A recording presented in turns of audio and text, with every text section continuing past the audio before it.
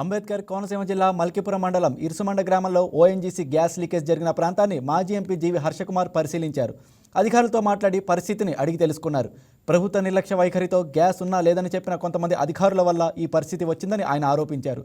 ప్రజాసొమ్ముతో వారి ప్రాణాలతో ప్రభుత్వం చెలగాటం ఆడుతుందని మండిపడ్డారు.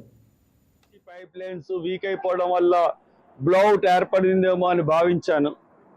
నేను ఇక్కడికి వచ్చి చూసిన తర్వాత ఇది భయంకరమైన అక్రమమైన సంపాదన గురించి ఈ బావిని ప్రైవేట్ వాళ్ళకి ఇచ్చింది ఓఎన్జీసీ.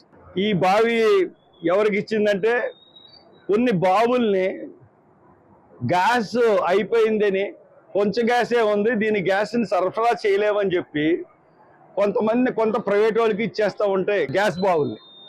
అది అబాండన్డ్ గ్యాస్ బావులు అంటారు. ఆ అబాండన్డ్ గ్యాస్ బావుల నుంచి చాలా తక్కువ మొత్తంలో న్యాచురల్ గ్యాస్ అన్నది వస్తుంది. నాకు తెలుసు చాలా కంపెనీలు, అంటే ఎందువల్ల అంటే నాకు బాగా తెలుసు. రాజమండ్రిలో జాస్తి మూర్తి గారు అని చెప్పి ఆయన ఈ వ్యాపారంలో ఉన్నాడు. తర్వాత రిలయన్స్ మాధవ్ అని చెప్పేసి అతను జాస్తి మూర్తి, కమాండెంట్ మూర్తి వీళ్ళందరూ కలిసి ఇటువంటి బావుల్ని తీసుకుని ఇక్కడ బావుల నుంచి గ్యాస్ని వేరే చోట్లకి అమ్మి మాకు చాలా ఎక్కువ లాభాలు వస్తున్నాయి.